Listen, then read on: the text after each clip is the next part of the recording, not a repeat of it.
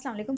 अच्छा जी, हमने ना पढ़ना है स्ट्रोक। तो स्ट्रोक पढ़ने से पहले बहुत इंपॉर्टेंट है कि आपको ब्रेन की जो है ब्लड सप्लाई एटलीस्ट पता हो, क्योंकि अगर ब्रेन की जो है ब्लड सप्लाई अगर नहीं पता तो हमें उसको डायग्नोस करना ज़रा मुश्किल होता है। और इसके अलावा हमारे एमसीक्यूज़ भी इसी से रिलेटेड आते होती हैं और बाबा के जो है बहुत इंपॉर्टेंट जो है क्वेश्चंस भी इसी से पूछे जाते हैं।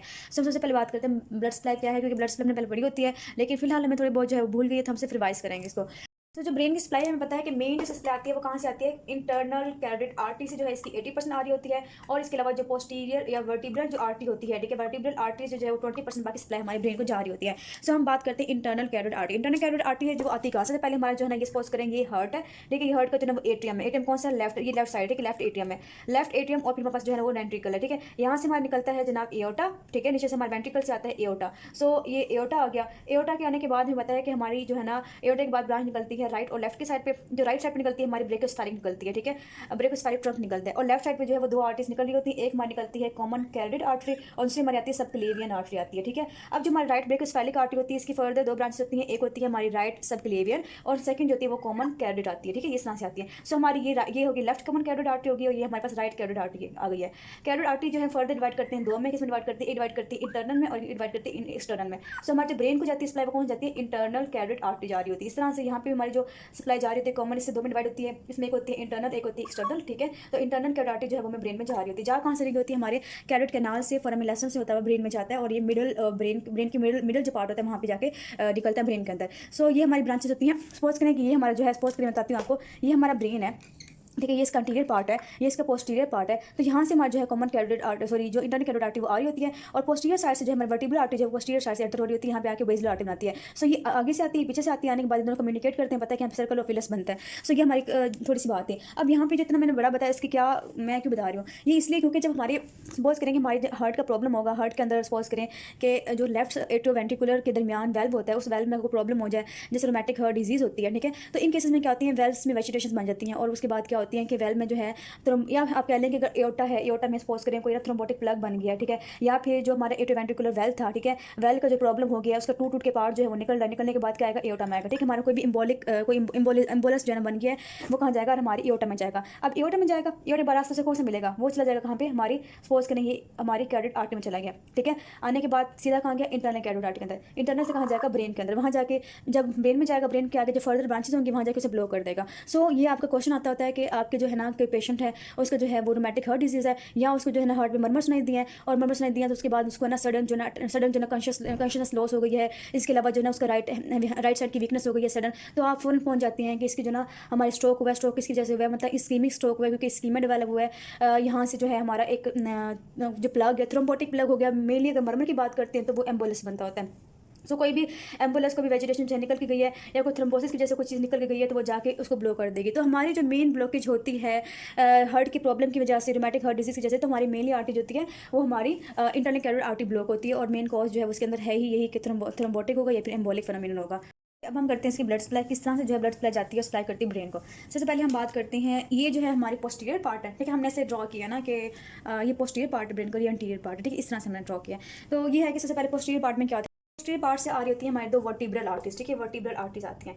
ये आने के बाद, ठीक है, दोनों जो है वो कम्युनिकेट करती हैं इस तरह से, ठीक है, कम्युनिकेट करने के बाद हमें पता है कि ये बनाती है बेसिलर आर्टरी बनाती है। हमारी ये जो है बेसिलर आर्टरी बन गई है और ये पोस्टीरियर में, ठीक है, दो वर्टिब्रल आर्टरीज मिलेंगी, अब बनाएंगी बेसिलर आर्टरी बनाएंगे। यहाँ पता है कि एक आर्टरी आ रही होती है जो कि एक पुरानी बात है कि इसमें जो है हमारा एंटीरियर जो है स्पाइन आर्टरी आती है जो सप्लाई करती है हमारे एंटीरियर जो पार्ट होता है किसका, स्पाइन का, सप्लाई कर रही होती है। इसके अलावा जो है पोस्टीरियर स्पाइन आर्टरीज भी आ रही थी, नोट इंपॉर्टेंट हम आगे चलती हैं। अब सेरेब्रल आर्टरी आ गई है, ठीक है, आने के बाद ये हमारा क्या है, ये हमारा सेरिबेलम है, ये क्या है, ये सारा ब्रेन स्टेम है, मिड ब्रेन है, ठीक है, पोन्स है और मेडुल है। अब यहाँ पे आने के बाद ये डिवाइड होगी दो में, कौन सी डिवाइड होगी, ये जाके डिवाइड होगी दो में और क्या बनाएगी, पोस्टीरियर सेरिब्रल आर्टरी, ये बनेगी पोस्टीरियर सेरिब्रल आर्टरी, ठीक है। पोस्टीरियर सेरिब्रल आर्टरी जो है ये हमारा क्या बनाया मैंने, वो आपका सेरिब्रम बनाया। सेरिब्रम का जो पोस्टीरियर पार्ट है कौन सा है, ऑक्सीपिट पार्ट, ठीक है। तो ऑक्सीपिट पार्ट को जो है हमारे पोस्टीरियर जो आर्टरी है वो सप्लाई कर रही थी, पोस्टीरियर हम बात करें पोस्टीरियर सेरिब्रल आर्टरी सप्लाई करती है। अच्छा जी, मैंने बात की कि हमारी जो आ रही थी कैरोट आर्टरी आ रही है। सो कैरोट आर्टरी जो है मेनली सपोज करें कि यहाँ पे मैंने कहा था मिडिल में ओपन होगी, ठीक है, मिडिल जो हमारा सेरिब्रम होता है।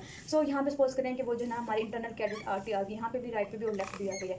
इसमें आने के बाद इसकी दो आर्टरी डिवाइड होते हैं दो आर्टरीज में, ठीक है। सपोज नीचे से इस तरह से आ रहा था, ठीक है, ये इस तरह से आने के बाद इसने ये आया, ठीक है, आने के बाद डिवाइड होना दो में, एक बनाएगा ये अंटीरियर सेरिब्रल आर्टरी, ठीक है, दूसरी बनाएगा हमारे पास यहाँ बनाते हैं, दूसरी बनाएगा मिडल सेरिब्रल आर्टरी, ठीक है, ये अंटीरियर सेरिब्रल आर्टरी आ गई है। और यहाँ पे जो है हमारे पास सेकंड जो आएगी वो मिडल सेरिब्रल आर्टरी आ गई है। सो हमारी जो अंटीरियर सेरिब्रल आर्टरी आएगी वो अंटीरियरली मूव करेगी, सही है, इस तरह से अंटीरियरली मूव करेगी और दोनों कम्युनिकेट करेंगे आपस में, से हम कहते हैं अंटीरियर कम्युनिकेटिंग आर्टरी। अभी पोस्टीरियर सेरिब्रल आर्टरी आ रही थी, पोस्टीरियर सेरिब्रल आर्टरी जो है वो कम्युनिकेट करेगी दोबारा इंटरनल कैरोटिड आर्टरी के साथ, तो हम इसे कहते हैं ये हमारी क्या होती है, पोस्टीरियर कम्युनिकेटिंग जो है ना ब्रांचेस आ रही होती है जिससे कनेक्ट कर रही होती हैं। सो ये सारे कनेक्शन जो बनते हैं हम कहते हैं सर्कल ऑफ विलस, ये हमने पहले भी इसमें किया हुआ है। अब ये है कि हमारी पोस्टीरियर सेरिब्रल आर्टरी आ गई है, फिर हमारी ये आ गई है मिडल सेरिब्रल आर्टरी आ गई है, ठीक है, ये आ गई मिडल सेरिब्रल आर्टरी आ गई है और ये हमारी एंटी सेरिब्रल आर्टरी आ गई है। अब सप्लाई कैसी है, अब सबसे पहले हम बात करते हैं बेसिलर आर्टरी की। बेसिलर आर्टरी में जो है ब्रांचेस निकलती हैं, पता है कौन सी ब्रांचेस निकलती हैं, सप्लाई करती है हमारी सेरिबैलम को सप्लाई करती है, ठीक है, सेरिबैलम सप्लाई करती है इस तरह से। अच्छा, इसमें ना जो ब्रांचेस आती हैं ये हमारे पास है मिडल सेरिबैलर आर्टरी आती है। इसके अलावा यहाँ से जो हमारी वर्टिब्रल आर्टरी वहाँ से डायरेक्ट निकलती है एक ब्रांच से हम कहते हैं पोस्टीरियर इंफीरियर सेरिबैलर आर्टरी, ठीक है, यहाँ से निकलती है और यहाँ से भी निकलती है। फिर मिडल आ गई है, फिर इसके बाद हमारी यहाँ से एक ब्रांच निकलती है जो सप्लाई करती है हमारी सेरिबैलम को, जो हम कहते हैं अंटीरियर सुपीरियर सेरिबैलर आर्टरी आती है, ठीक है, जो सप्लाई कर रही होती है। सो ये सारी बेल मार्ट होगी।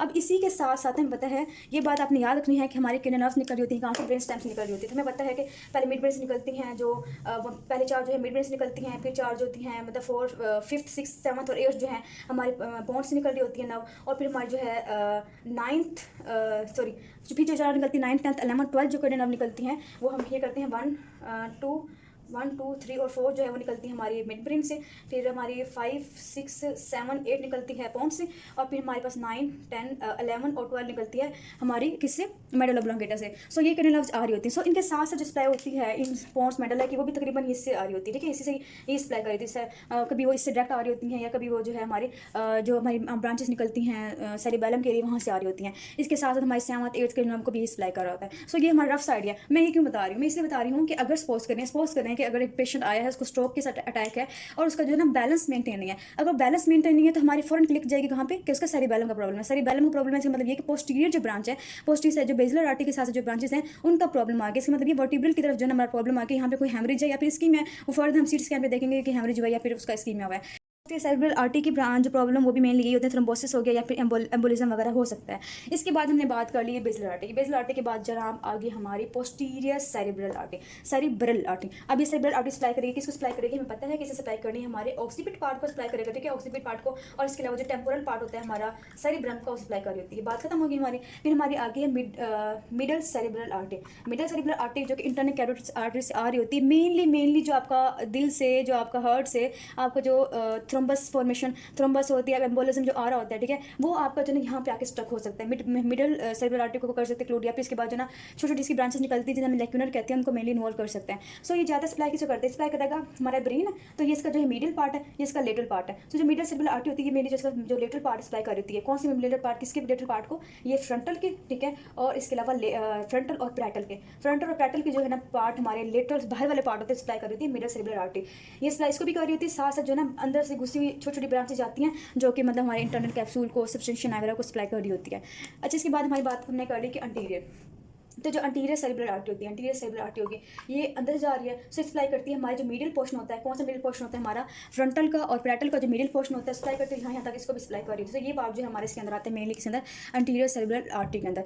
तो अगर हम बात करें हमारा मोटर एरिया कहाँ पे होता है, तो हमें पता है कि मोटर एरिया हमारा कहाँ पे होता है, ये हमारे जो है ये फ्रंटल पार्ट है, ये देखिए फ्रंटल है, ये फिर हमारा पैरेटल हो गया, ये जो ये वाला पार्ट ये हमारा जो है ना ये टेम्पोरल है, ये पैरेटल है, ये फ्रंटल है और ये ऑक्सीपिटल, ठीक है, ये इस तरह से पार्ट आते हैं। सो हमारे जो मोटर एरिया होता है, हमने कहा था सेंट्रल और प्री सेंट्रल और पोस्ट सेंट्रल होता है, ठीक है, एरिया जो मोटर एरिया होते हैं, ठीक है, यहाँ पे हमारा मोटर एरिया होता है, ठीक है, ये मोटर एरिया है। तो ये मोटर जो एरिया होता है सपोज करें, तो इसको सप्लाई क्या कर रही होती है, इसको हमारी ब्रांचेस कौन सी कर रही होती है, इसी की ब्रांचेस कर रही होती हैं, अंटीरियर सेरिब्रल आर्टरी की ब्रांचेस कर रही होती हैं, उसके अलावा जो है मिडल सेरिब्रल आर्टरी की रहती हैं। अब मिडल मीडियल सेरेब्रल आर्टरी की जो होती है, हमने कह दिया कि वो अंदर से जा रही होती है, इस तरह से ब्रांचेस सप्लाई कर रही होती हैं। तो मेनली जो ना नीचे वाला पार्ट होता है, नीचे वाला पार्ट वो ये सप्लाई कर रही होती है। लेकिन जो हमारी एंटीरियर सेरेब्रल आर्टरी आके इस तरह जाती है, जब इस तरह जाती है तो ये मेनली हमारे बाहर वाले पार्ट को सप्लाई कर रही होती है। मकसद मेरे बताने का सिर्फ ये है कि अगर सपोज करें कि आपको जो ना थ्रोम्बस आता है, आने के बाद कैरोटिड आर्टरी से आएगा, आने के बाद इसने जो है ना मिडल को ब्लॉक कर देना, या फिर इसने एंटीरियर सेरेब्रल आर्टरी ब्लॉक कर देना, या फिर अगर सपोज करें अगर इसने ना इसको ब्लॉक किया, सपोज करें इसको बंद कर दिया एंटीरियर सेरेब्रल आर्टरी को, तो इसका मतलब ये है कि हमारा जो ये वाला पार्ट है, हमारा जो मोटर एरिया है, ठीक है, एंटीरियर पार्ट में इसके जो ऊपर वाला पार्ट है चला जाएगा।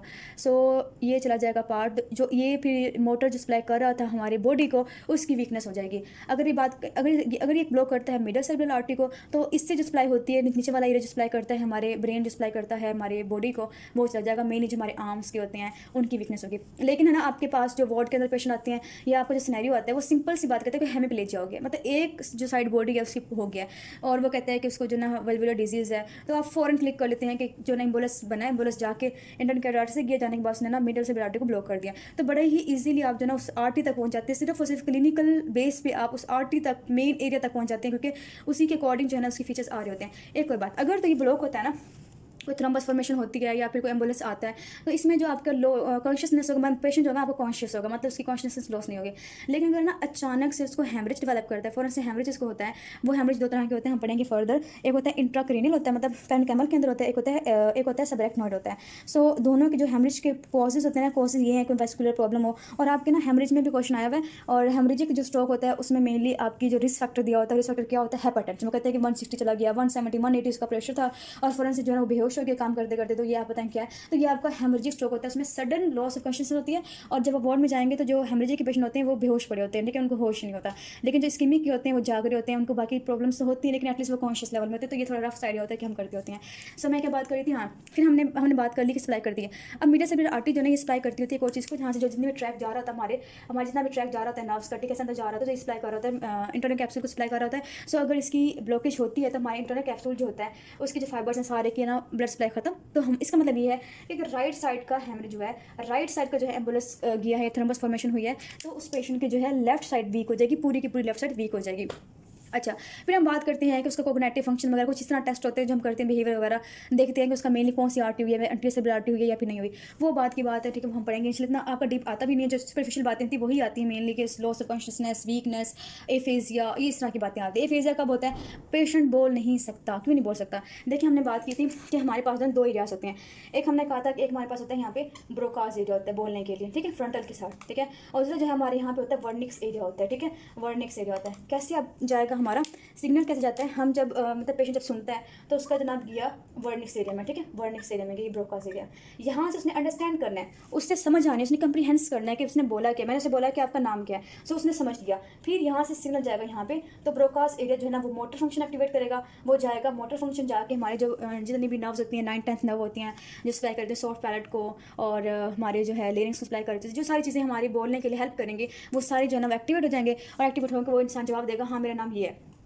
अगर तो वो समझ लेता है, बोल नहीं पाता, ठीक है, तो हम कहते हैं कि ब्रोकास मसला है, मतलब वो डिसआर्थरिया हो गया उसको, उसको मतलब आर्टिकुलेट नहीं कर पाता, मतलब समझ उसको आ गई, वो बोलने की कोशिश करता है, तो आपको समझ आती है कुछ वो बोल रहा है, समझ आती है कि कुछ समझ गया और बोलने की कोशिश कर रहा है। लेकिन अगर ना आप उसे पूछते हैं कि आपका नाम क्या है, तो वो कुछ भी नहीं बोलता, या फिर वो कुछ और तरह की बातें करता है। इसका मतलब ये है उसे समझ ही नहीं आई, ठीक है, उसको समझ ही नहीं आई, उसने कंप्रीहेंस ही नहीं किया हमारे वर्ड को। इससे हम कहते हैं कि ये जो हमारा एफेजिया ये वर्निक्स की वजह से, वर्निक्स जो है ना उसका एरिया खराब हो गया, इसलिए हम कहते हैं कि इसकी वजह से जो है प्रॉब्लम आ गई है। सो इस तरह से जो हम इससे डिफ्रेंशिएट करते होते हैं एफेजिया को। खैर ये बात की बात है, ये हम आपकी वर्ड की बात है। अच्छा जी, आगे हम बात करते हैं, ये बात होगी सारी हमारी ना, तो आपका एफेजिया मैंने बताती आपको कि एफेजिया भी एक आपका आता होता है। इसके अलावा हाँ एक और बात, इरेगुलर पल्स भी बताते होते हैं, जब आपका एम्बुलेंस जाता है राइट हर्ट से सॉरी लेफ्ट हर्ट से, तो आपका इरेगुलर पल्स भी होती है इसके अंदर।